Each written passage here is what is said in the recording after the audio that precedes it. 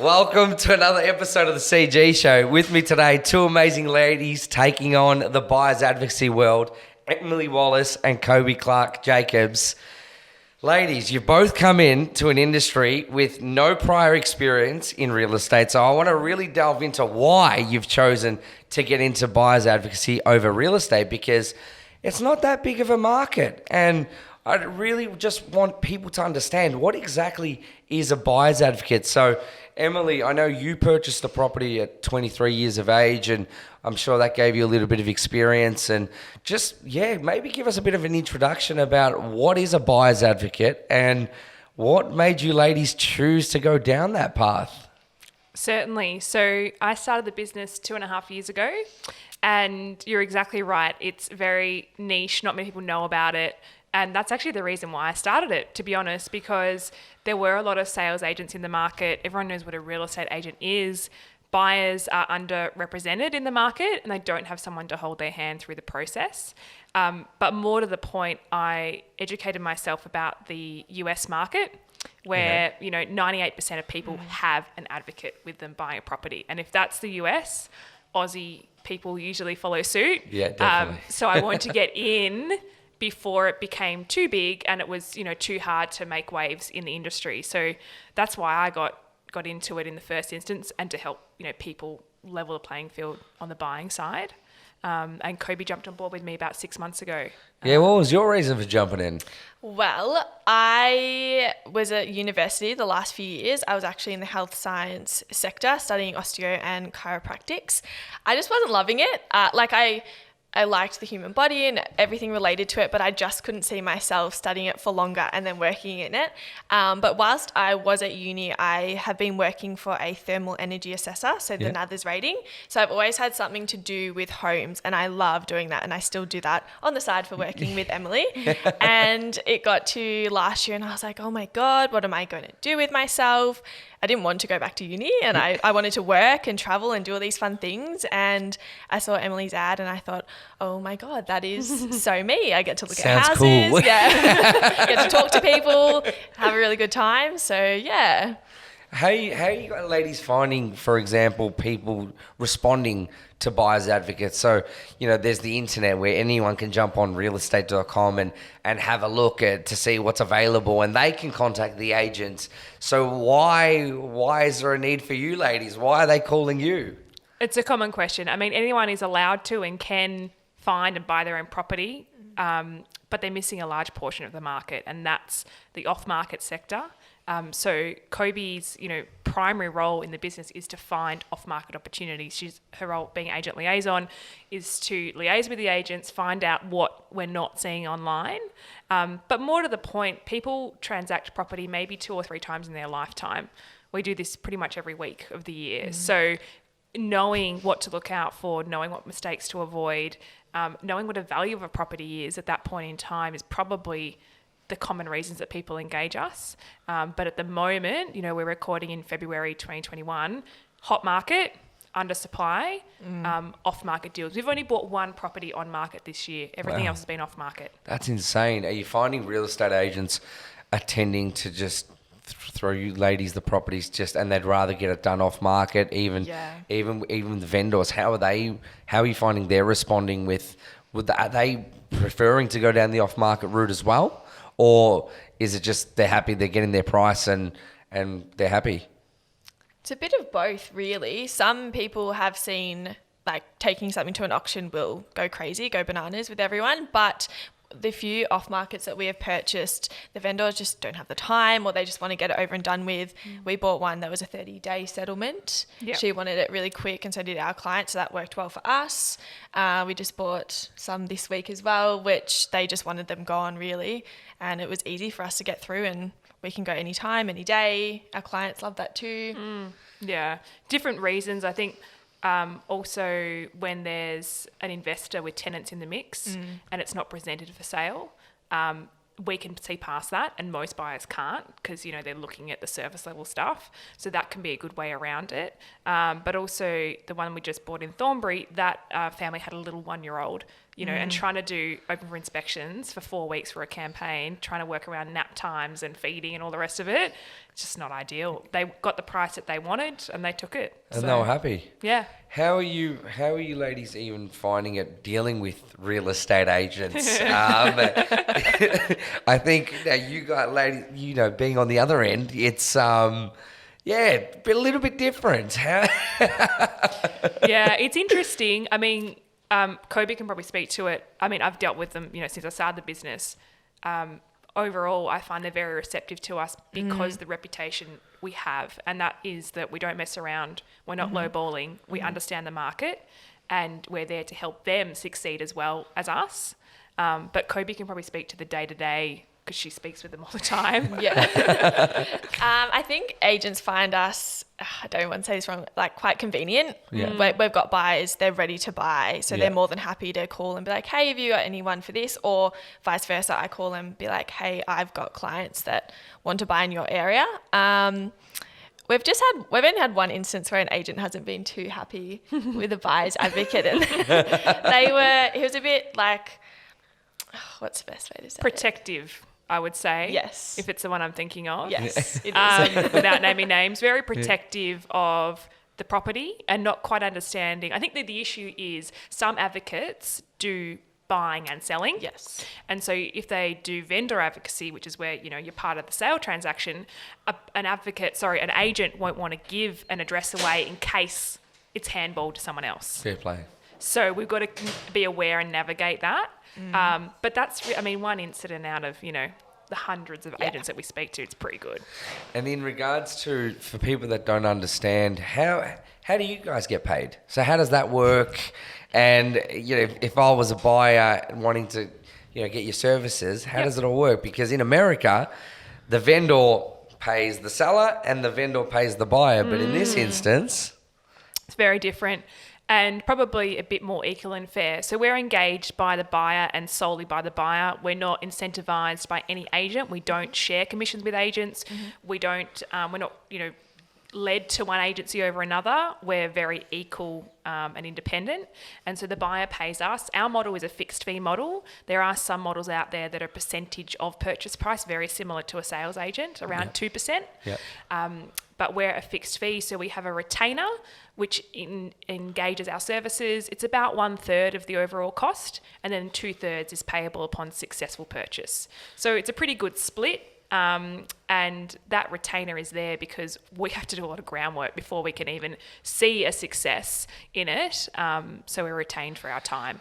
buyers, are they getting their heads around having to pay to find a property, or do you find some they scoff at the prices, or what's the general feedback? How is the Australian public responding to buyers advocates at the moment? Interesting. So I do a lot with I'm client facing, so I onboard the clients and talk through that process of the fee structure.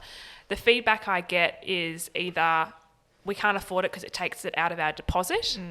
And that's a lot of first home buyers who have saved every penny, and it eats into their deposit. That's fine. I understand it's not affordable. That's fine. On the flip side though, you get the people who go, okay, for, somewhere between 12 to 15 grand, and I'm looking at spending maybe $1 million. Do you think you could save me that in getting an off market? Mm-hmm. And the answer is yes, because we're eliminating competition. And not only that, we're saving you a bucket load of time of having to go out. We video every property. Kobe goes through first round inspections, videos them all. We qualify them. We have intel that they don't have. And also the value proposition is our experience and the fact that this is literally our profession. So some people know it's out of the question for them, and I respect that. I get it. But there's plenty of people who have come through us, and I have not had one person say, I don't see the value in your fee, or I regret paying your fee. Everyone's like, it was worth every cent. We couldn't have actually got this result without you. Well, at the end of the day, $12,000, $15,000, for if you buy the wrong property, it's going to cost you more in the long run anyway. So I don't think it's that big of a deal. And in a sense, are you seeing it's buyers advocates are being used in the higher end of the market, or is it Melbournewide? How are you seeing that? I know obviously first home buyers, they're everywhere, but is it Melbournewide, your services, and is it more receptive in the higher end of the market, I should say? We think about the clients we've got on now. At the moment, we've kind of got probably a median of $1 million. Yeah. Is our average. Yep. $1 million is probably a pretty standard budget these days, right? For a first family home, as drastic as that sounds. Yeah. In terms of service area, when I initially started, very heavy southeast Bayside. I used to just only buy in that corridor. At the moment, we're doing a lot in the inner north. That's just where it's trended. In fact, we've got 4 clients who are all in that pocket. And we kind of run with the tide in terms of we're not area bound like a sales agent. We are very lucky we have contacts across all of Melbourne. We're pretty much north, east, southeast Bayside. We don't really touch the west. Okay. Yeah. Okay. And in regards to what would be the percentage you'd say of people using buyers advocates in the moment, and what do you even predict? How's it going to play out within the next 5 to 10 years? So it's about less. I know I'm getting technical No. here, mate. No. It's about less than 4%. Yeah. My prediction is you look at the mortgage broking space, right? Mortgage brokers 15 years ago were like, what's a mortgage broker? People didn't know. They just went to the bank. And so you look at their loan percentage, people going through a mortgage broker at 60% of people going through a broker. And that's taken a bit of momentum. I see advocates going down the same path. I don't think we're going to get to 60% in 10 years. I would say potentially 20% of the market. Wow. That growth is there, and there's more advocates coming in to the market. So the more people that use an advocate, more people that talk about it, more people know about it, the more that people will start to see it as the norm. Yeah, it is. Yeah. Even during lockdown, I was weighing up going down that path, adding it into my real estate business. So I was asking you ladies a few questions about it a couple of weeks ago. So it's really interesting. I think there's a massive market for it. Definitely on hold. I got too much going on. I can't put my head into that at the moment, but it really piqued my curiosity because I do see it as it is really growing. Like, people didn't really know what a buyer's advocate was, and they still don't really know what a buyer's advocate was. That's why we're here, just trying to tell everybody what you ladies do. So yeah, I definitely say I think it'd be more than 20%. Yep. That's my personal opinion. Yeah. People, as we keep moving, they want convenience. They don't have time. Yeah. And looking for a property can take a lot of time. So I think generally, you've started well, and you ladies are in a good place. Let's go into, Emily, you started this business with no prior experience working for anybody else or anything like that. Why? Why did you just say, you know what, I'm jumping in the ring and whatever happens, happens. We'll figure it out. Literally. So I actually called around some notable advocate groups and asked if someone would take me on. And everyone's response was, you need 2 years before you can come and work for us. So they weren't willing to give me the experience. I didn't dig too deep. Like, I got a few of those responses and I was like, you know what? This is a common theme here. I may as well back myself and just jump into it.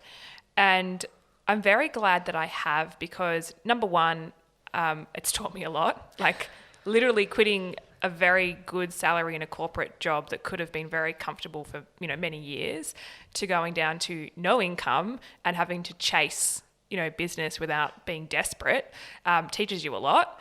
But number two, I've been able to leverage mentors from all over Australia, from all different, like I catch up with other advocates for lunch to talk about deals, and I can pull on other people's strengths to create my own understanding of the market rather than being under someone else. So I'm really lucky, I think, in that respect. But look, if you told me how hard it was going to be in hindsight, probably would have reconsidered how much money I needed behind me, how much time I needed behind me. But I made it work because I didn't have a plan B. And I think you just have plan A and you make plan A work. I did probably 12 weeks into it. I actually started looking on Seek for jobs. Wow. I just wanted to prove that if I needed a job, I could get one. And I landed 3 interviews and got offered 2 of the jobs. And I was like, I'm good. I'm good. I'm employable. I'm fine. Yeah, you just want to see if you still got it. Yeah. So, but that was self-doubt massively. But I needed the comfort to know if it really went pear-shaped, could I go back into corporate? And the answer was yes. So I had that comfort there, but I just pushed on. I think anyone that's potentially listening now, and they're in the same boat that you were 2.5 years ago, trying to weigh up, they're in their corporate job, making $10 a week, living life really comfortably. What advice would you be giving somebody, or, you know, just three tips that, you know, what would you be telling them? I think number one, because a lot of people do call me who are thinking about doing advocacy and quitting. And number one, I'd say is just don't overthink it. Like people who do a lot of analysis on it probably won't actually do it, because there's never going to be a good time to do it. There's always going to be something else that pops up that hinders you from going forward. So number one, don't overthink. Number two, probably plan a little bit of cash flow. Like expect 6 months of nothing, probably. Don't, go out with nothing behind you, and be prepared to say no to things. Like in the first 6 months, the amount of dinners and things I said no to, because it literally was like the money has to go into the business. Like 6 months of, not pain, but Definitely. not luxuries, to then have growth in a business is really worth it. And number three, I think be very mindful of who you listen to, because a lot of people tell you you're crazy. A lot of people tell you you shouldn't be doing that. Maybe even friends and family will say, are you sure about that? But back yourself on it, and don't necessarily listen to other people, because you're about to succeed on something and they're probably still stuck in their mundane Monday to Friday job. So of course they're going to tell you, you probably shouldn't do that, because that's not normal. So yeah. No, bloody oath. I think you've literally nailed it. Every point. People get sucked into listening to their friends, their family, their partners, or their best friends that are just all extremely comfortable and mundane, as you said, and they couldn't even think of anything like doing something like this. So it's just crazy for them. It's their own. So 110%. Even in regards to feeding the business. It's so many people, they go out and they make $10 and they've just gone out and blown $9. You can't grow the business. You got to think of it. It's you've got to feed it. It's got to become fat. Yeah. Fatten that up. Yeah. Just keep putting the money in and investing so it can grow. And then, once it gets to a point, that's when you can start, buying Ferraris and living the dream.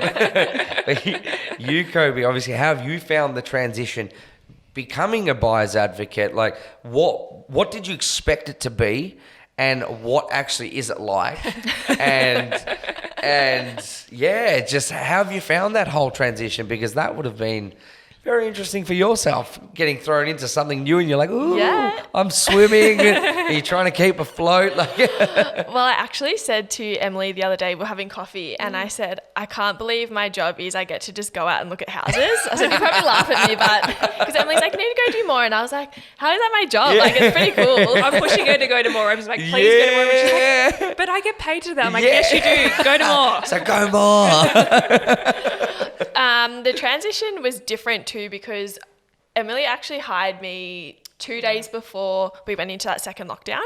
So that was put on hold for a little bit. And then I started at home, and we didn't meet for a few months. We were talking over like Zoom, and so that was a different transition as well, learning online. But we did a lot of database stuff, which was really good, like knowledge to know before I was actually starting. It's really fun. I love it. I get to talk to people and go out for coffees and look at houses and talk to Emily, and it's a pretty cool job. Man, it's literally a perfect job. It is. I can't complain about any of it at all. That's crazy. And Emily, something that when you start a business, one thing that you need to learn is the art of leadership and managing people. What has that been like? It's interesting. I'm very lucky. Like, Kobe is awesome at her role and understands her role and is, pushing forward with ideas, for the business, which is great. I actually came from a team leader role where I was, 24 years old, managing 9 people across 3 states who were all older than me. So that's a very different thing to then being one-to-one with someone in the business and sharing business ideas and how we're going to grow it and what we're going to do, and having someone on board with that. So I don't really see myself as necessarily managing people, but definitely in a leadership role of we need to see this business grow. What things can we bring into it and ideas to do that together? I think I really want to keep it lean overall. I don't actually want a super big team.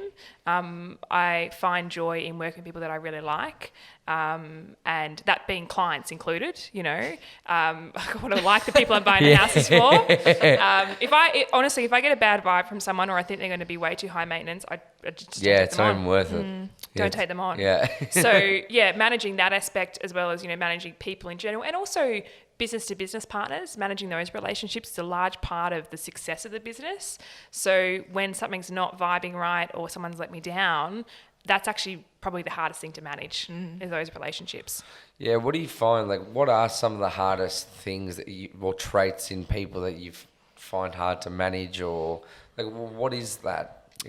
I think in the broad overarching real estate business. In everything. Yeah, so I think real estate related would be that people in it for the wrong reasons. This is an industry where there's a lot of kickbacks, a lot of referrals, a lot of things that people referring to others just because there's incentive for that, not necessarily because it's the best fit. Yeah. I struggle with that really, and blanket rule, we don't take referral fees from third parties for that very reason. Yeah. But more so than that, I think on the buyer side, it's managing expectations. And that, with a moving market, is very hard. Yeah. Talk to me about the market. What is going on? Because I'm trying to figure out what's going on. Every day it's just insane. I think this is probably the best market we've probably ever had. In our lifetime, probably. Yeah, definitely. Yeah, definitely. It doesn't make sense. Property's hitting the market. They're flying out the door in a couple of days. Property is very good. Yeah. It is. Yeah, it's crazy. Like, we're just trying to keep up with it. More like that's what we're trying to do right now is word up our clients to understand exactly what's happening, in the very first meeting. And when something pops up, particularly when Kobe finds off markets, we need to act because this is the direction it's going. And the market is insane. Why? Like, what's happening there? I feel like there's not that much stock or good stock that's hitting the market. Yes. How are you finding it even with real estate agents that you'd be getting real estate throwing you stuff left, right and centre? Is there a lot coming at you? And if there is a lot, is it well priced or what's happening? Good question. We're definitely getting a lot of off markets, but sometimes, and I feel like there's just so many buyers that it's not relevant to either us or our clients. But also some agents are just so overwhelmed because so many people want to move into that area or at a certain price point as well. Like the under $1 million mark is just really, really, really crazy. I would say that it's a frenzy, particularly under the $1 million mark. The quality of property is still there in the off markets though, but it's vendor expectation, which actually on the whole, vendor expectation has been pretty good. I've not come across too many that are well over where it should be. It's the buyer competition that's driving up the price, hands down, and that's why we're seeing these results. Even at the top end, like there's a lot of that 1.8 to 1.9 mark heading into the 2s very easily.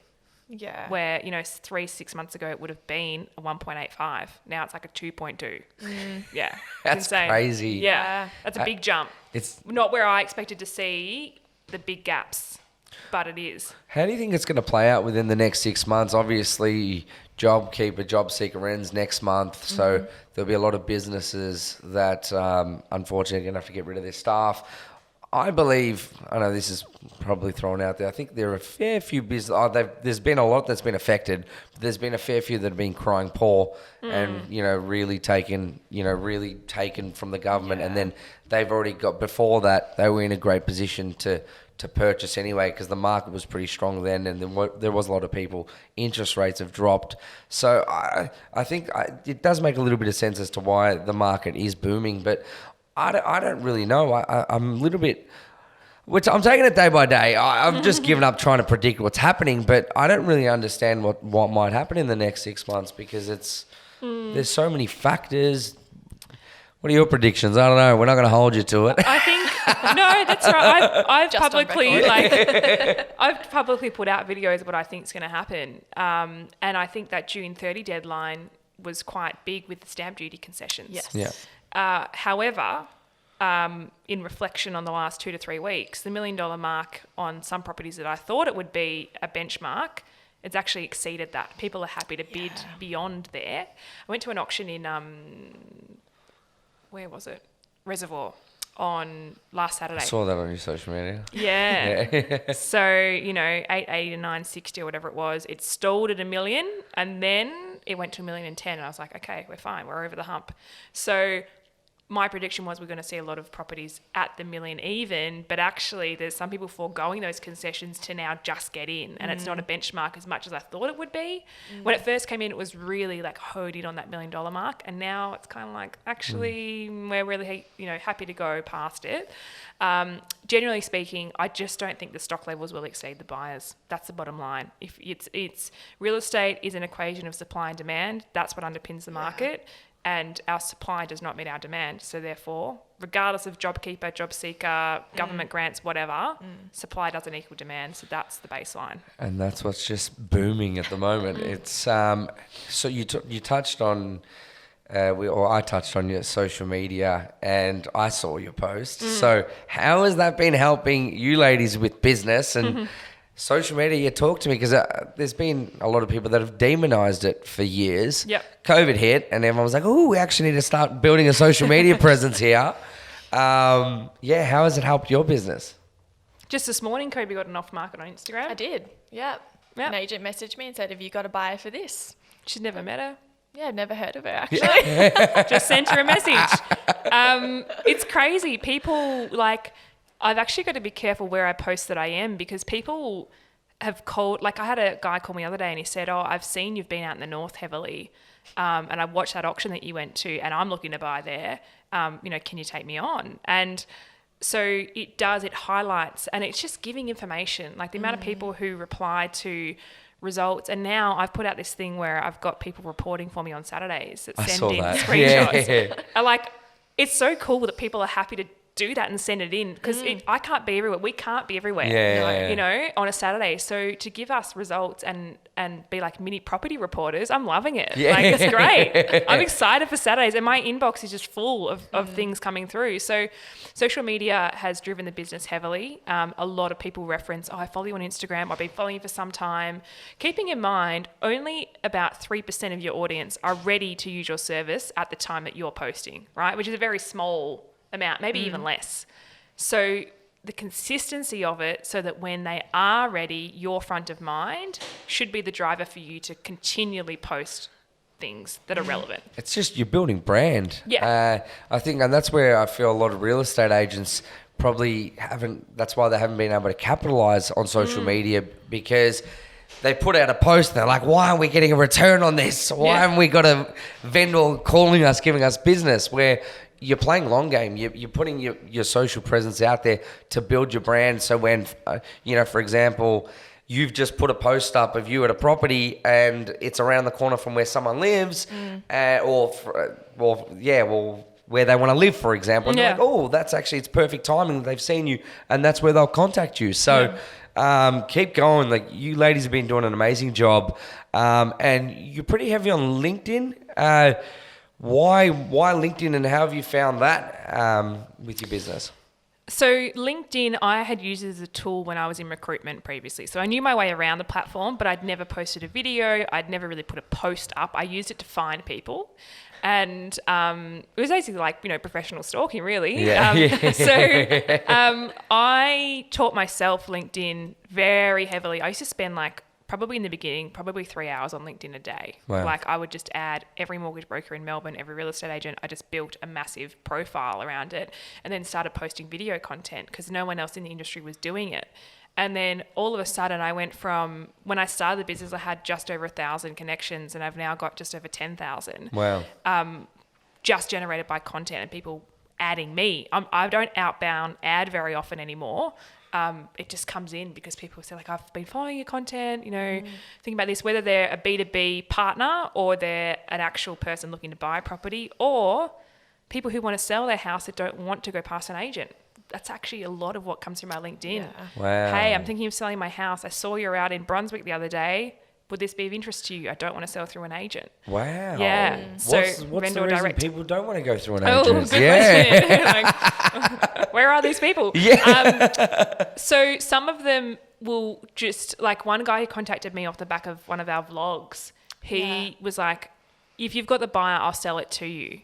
But otherwise, I'm just going to sit on it. So it's kind of like a situational sell, I guess. Yeah, okay. Other ones, they don't want to give away the commission. Yeah. Yeah. To which I say, look, and particularly if I don't have a buyer, I say, look, your agent has got the database of buyers in the area. Like, you need to enlist the help. And also, you have to pay them until they sell your home anyway. Like, like I see the value of having an agent. If I was a seller, 100% I'd take an agent. Yeah. But, you know, it's that perception. Maybe they had a bad experience. Maybe someone's bad-mouthed an agent. You know, maybe they put them in a box that puts them with a bad, you know, sort of smell, or I don't know. I don't know. It's tricky, but I advocate for agents just as much as agents advocate for me. And I wouldn't try and sell a property myself. I'm not a sales agent. The reason I got into buying and not selling. So would you ever do vendor advocacy? No. Absolutely not. Why? Few reasons. Probably the biggest reason, as a vendor advocate, to do your job properly, you should be interviewing 3 agents in the area, and ultimately one gets the business. Great, one person gets the business, 2 people miss out. Next week I've got a buyer in the area and I need to call through my agent list, and I've just not given business to 2 people. What's the likelihood that they're going to give me something when I've actually just not chosen them? Although it's not personal, they've just not gotten business from me, and I picked someone else, right? That's true. That's number one. But more importantly than that, conflict of interest. Yeah. I'm a buyer's advocate. I work for buyers. I Yeah. don't sell houses. Okay. That's basically what it comes down to. I wouldn't even try to sell a home or Okay. even be part of that. It's just, Would you ever look to adding on property management to your services?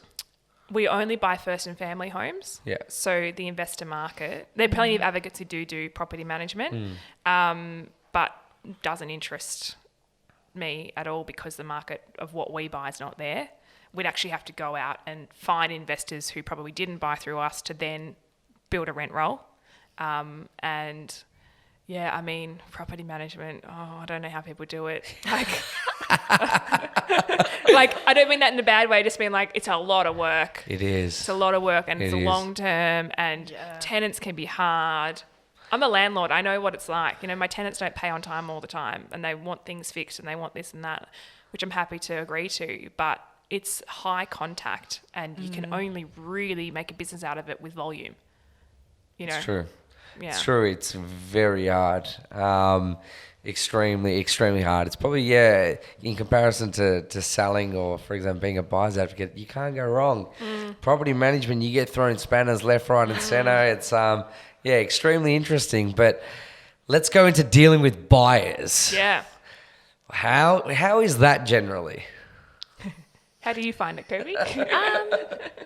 I love all our clients. I'll preface it with that. Yeah. But a lot at the moment, I think Emily said before, we are managing expectations. Like, some people have this budget and they want 4 bedrooms and 2 bathrooms and 2 living rooms, but realistically they can afford a 3-bedroom, 1-bathroom home. And I think, like Emily said too before, we do this every single day. They don't buy a house that often, and they don't understand a lot of things surrounding the buying and the process in general. And yeah, it's interesting sometimes. Any buyer funny stories? Any horror stories? Give us something. I wouldn't say horror stories. Something juicy. Some are I would say some are very high touch buyers. So like, we're speaking to them daily and they need daily updates, and I'm more than happy to give that. That's why we're boutique. An interesting one, we actually just came from a pre-settlement from a very funny couple. They're hilarious. Yeah. So they had their home in Blackrock for 32 years. They lived in the same house, and now they're downsizing to a 2-bedroom apartment in Port Melbourne.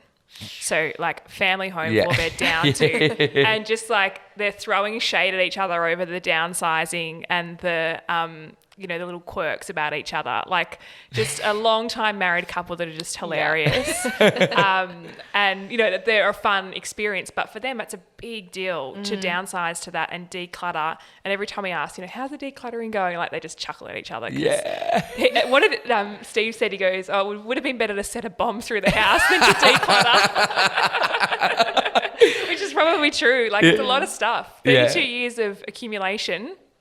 So they've got someone in to help them actually to declutter properly. And a stylist too. Nice. Yeah. But I'm just trying to think. I don't think there's been any horror stories as such. There's been a lot of no's. Yeah, lots of no's. We do get a lot of no's. When you say the no's, the general no's, why? Like what's... It's more like it doesn't tick a certain box, and there's some things that people need to be flexible on. But interestingly enough, Kobe and I are both going through the process of sourcing our own rentals at the moment. Yeah. So we both choose to rent where we want to live, and we're very picky, and it's actually given us an insight as to like we're only committing to 12-month rental, and we're like no, not close enough. Too old. And rentals you actually can't change anything with. So it is a bit more pedantic, right? But it gave us an insight as to why buyers do, you know, that they have their heart set on certain things. And I can see why they'll stretch for certain things over another, and why they'll say no to things straight out because it just it's not for them. So we have to have a level of empathy with that. Definitely. You know, it's the biggest purchase of their life. And even though we think it might be a good choice, sometimes it's not. And we just have to sit back and go, okay, it's all right. Even though we think it is, let's move on with the next one and just keep going. Yeah, it definitely is interesting. Like for myself, I'm pretty easy, but my partner, like she was, like when we were looking for our place, I was like, yeah, whatever. As long as it's got a bedroom there, I think I'll be sweet. Have a little study nook, I'm sweet. But yeah, she was, and I think at the end of the day, like you're living there, so you need to nail it. And you know, we see it all the time as real estate agents as well. You know, you take a buyer through 4 times, and then just on that 4th time, the feeling wasn't there, and you're just like, no. So, but at the end of the day, that's everyone's different, and it's what we deal with. It's why we love the game. But how are you finding? Obviously, now jumping out of COVID, you were new in COVID. Yes. So for you, it was just like, oh, I'm learning here. But for yourself, obviously having a business and running through, how was that? There was no activity. And then obviously now we've bounced out pretty strong. But yeah, how was COVID? COVID was very dull. I'm fortunate that I do have another side business where I teach LinkedIn training. So I jumped straight into that without hesitation. I jumped into that. Yeah. Exactly. So it was a time that people were happy to learn. I'm lucky I had that as a fallback position. Like Kobe mentioned earlier, we spent a lot of time on database to set us up for this sprint that we're now in. And it took a bit of time to get momentum. I think probably in the last 2 weeks, we finally hit a spot where it's kind of like we're going to have one bought and one come in and keep it a consistent level of clients, still to a great service level, but at a point where we're feeling like, we're busy now. Like, this is good. We like being busy. But it's probably taken, till February to get to that point, because December, January, most people wrote off a fair bit. And people were ready for Christmas and family time, and they didn't want to think about houses, you know. So it took a bit to come out of COVID, definitely. But now it's just trying to, it taught us that, you know, you don't know what's coming. So it's definitely taught us to run with it when it does, because real estate is a roller coaster, and you will have sprints. And then you have like our first week of Jan, I nearly took a holiday because I was like, nothing's happening. Like, I'm really bored. Yeah, you know, are on holidays too. Yeah, they're all in Surfers Paradise, and I'm like, I want to go there. You take the relaxed weeks with the hectic weeks, and it all evens out. But there's definitely levels of sprinting that happens. For buyers that are looking to buy now, what's some advice that you can give them? If you love it, buy it. Just go, just do it. Like, unfortunately, there's not a lot of time for thinking, and we don't want to rush anyone at all. But if your gut tells you it's a good buy and you probably should make a move on it, then maybe don't wait to get mum and dad through and grandparents through and, you know, your long lost sister through. Like, just Get in there. Just do it. You're Just living do in it. it. Yeah. I think that's something where that's probably a pet peeve of mine when you take a buyer through and then they get the parents through and then they love it, but the parents just hate it. And I'm sitting there like, you're not living there. You're not living there. The son loves it. Yeah. But I think that's just how it goes. I think in regards to, we'll wrap this up, but two last questions that I have. What's the greatest advice that you ladies have been given? Ooh. And what is it? An overarching one is learning to say no. That's a big one. And that applies to everything in life. Like, it's okay to say no. You don't have to do everything. Yeah, you don't have to commit to everything. And by eliminating things that don't benefit you, you allow for more yeses. And whether that be like, you know, maybe you don't feel up to going to a baby shower on a Sunday because you've had a hectic week and you need to say no. Just say no. Like, all that really matters is your comfort levels and what makes you happy. So, yeah, it might affect someone that might be upset that you didn't go, but don't be afraid to say it. Same applies in business. A bad client is not good business, you know? So, yeah, I would say learning to say no and trusting that if it's a no, it's a no. Stick to your no. Yeah. I like that. Not so much advice, but I was always told, and this took me a really long time, and I think I found it now, but have you heard of the Japanese term ikigai? No. About finding your like passion? No. Yeah, there's like all these overarching things and it's how they all intertwine. It's something, you know, you have to do to survive, something you love, like your how, why, and there's a whole different thing, but like finding that. And I'm probably not even saying it right. I think it's called ikigai. Ikigai. Japanese Not expert fluent in here. Japanese. I went once. It's really cool though. If you look into Yeah, that. I'm gonna search that up. Hopefully you're right because it's on camera. A bit awkward. And ladies, what are some goals for the next 12 months, for the future? Emily, where do you want to take this? If we had to go 10, 20 years down the track, where are you ladies? What have we achieved? So for me personally in the business, the overarching word for this year is consistency, because I've had 2 very turbulent years, one, you know, with COVID straight through the middle of it. So trying to create consistency where across all aspects of business in the next 12 months, that being the level of clients we have through our service levels, you know, our energy and output is consistent. Longer term, I really do want to make an impact on the industry as such, at a level of helping other BAs to learn best practice and how to go about doing things the right way. Not saying that people do things the wrong way, but there is no real minimum standard in the industry or guide to how to be a really good advocate. So long term, I would love to have training programs that help people enter it for the right reasons, to do it the right way, and, you know, put their own flair on it, but give them a benchmark. So that's probably longer term, and that in turn will help more buyers have a great experience of buying a home. So it's kind of that, like at the moment we're probably more on a surface level of helping our own buyers, but long term to help other people be great at this. I'm not looking to franchise, I'm not looking to be the biggest, I just want to help other people grow their own little thing and do well. So, all right, so when I start Collins Buyers Advocacy, Emily, I'm gonna give you a call. Give me a call. Yeah. And you, Kobe, how about yourself? Well, personally, I would like to buy something before I'm 25. So I've still got a few more years to get there, but that's a really big goal. Got a lot of saving to do still. I spent all my money traveling the last few years, but I will get there. But at least you got some good experiences. Oh, definitely. I'll know how to buy now. Maybe I'll be my own buyer's advocate under Emily in a couple of years. We shall see what happens. So you're just kind of taking it as it comes. Oh, definitely. Oh, I've still got nice. a lot to learn. Yeah. I've learnt so much already, but still have a lot to learn as well. So the 12-month goal is learn something new every single day and get 1% Yes. better every single day. Love that, yeah. Perfect. That's amazing. And ladies, thank you so much for jumping on. Like, it's been an absolute pleasure. I think we've provided a lot of value. After watching this, everyone should know what a buyer's advocate is now. Should. So give you ladies a call, and I'll obviously put your Instagram's in the DMs as well. And yeah, Thanks for having us. Thank you. Thanks for having us. Absolute pleasure to be on board.